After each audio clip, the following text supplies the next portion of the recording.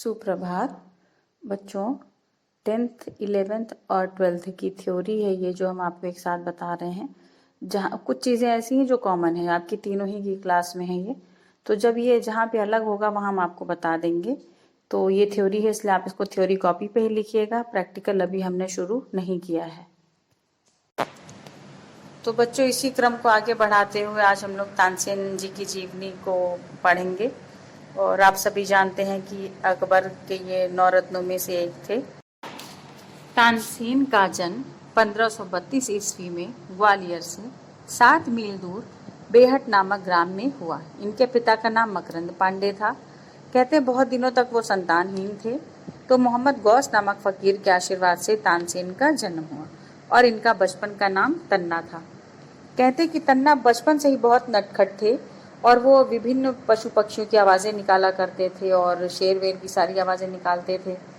और एक बार हरिदास, स्वामी हरिदास अपनी मंडली के साथ उधर जंगल से गुजर रहे थे, तो तन्ना जो थे, मतलब तानसेन जो थे, उन्होंने क्या किया कि पेड़ के पीछे छिपकर और शेर की दहाड़ से उनको डराने लगे।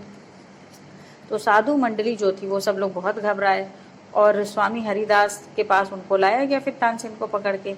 तो वो बहुत उनके पिता से उन्होंने उनको मांग लिया और अपने साथ वो उनको कहाँ ले गए? वृंदावन। 10 वर्षों तक वहाँ पे उन्होंने उनको संगीत की शिक्षा दी। फिर वो पिता की बीमारी का समाचार सुन के वापस ग्वालियर आए और पिता की मृत्यु के बाद मोहम्मद गौस के पास ही वो रहने लग गए। वहीं पर उनका विवाह जो है, वहीं की ग्वालियर की विधवा रानी मृगनैनी थी, उनकी दासी हुसैनी, उनसे हो गया। 4 उनके पुत्र हुए, सूरत सेन, शरद सेन, तरंग सेन, बिलास खां और एक पुत्री हुई जिसका नाम सरस्वती। फिर वो रीवा नरेश रामचंद्र ने उनको अपना राजगायक नियुक्त किया और रामचंद्र ने अकबर में, उनमें दोनों में बहुत मित्रता थी, तो अकबर को प्रसन्न करने के लिए उन्होंने उनको उपहार स्वरूप तानसेन को भेंट कर दिया। अब अकबर ने उनको 9 रत्नों में शामिल कर लिया।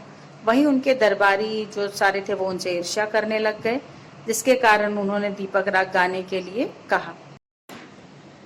अकबर की बहुत हट करने पर उनको दीपक राग गाना पड़ा। चारों ओर गर्मी बढ़ने लगी। फिर उनकी पुत्री सरस्वती ने मेघ राग गाकर अपने पिता की जीवन की रक्षा करी। बैजू बावरा भी तानसेन का समकालीन था। एक बार दोनों में प्रतियोगिता हुई और तानसेन की हार हुई, जबकि इसके पहले घोषणा थी कि तानसेन और बैजू बावरा में से जो भी हारेगा उसे मृत्युदंड स्वीकार करना पड़ेगा।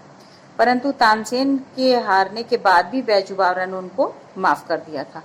तानसेन ने अनेक रागों की रचना की, जैसे दरबारी कान्हड़ा, मियाँ की सारंग, मियाँ मल्हार आदि।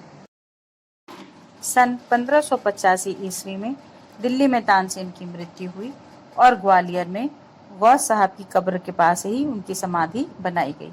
मध्य प्रदेश सरकार उनकी स्मृति में प्रतिवर्ष संगीत सम्मेलन का आयोजन करती है।